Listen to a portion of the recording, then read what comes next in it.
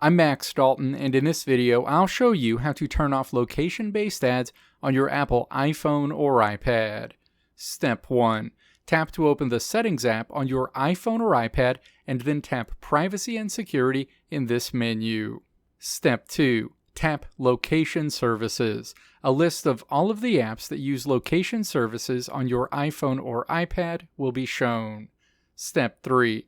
Tap App Store in this list and then tap Never associated with Allow Location Access. Step 4. Now tap the back arrow at the top of this screen to go back to the Location Services screen.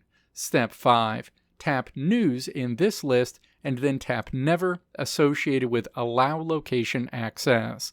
At this point, you've successfully turned off location-based ads on your iPhone or iPad.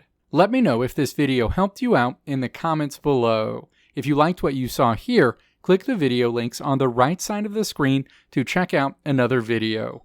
Or click the logo on the left side of the screen to check out my tutorial website at www.maxdalton.how.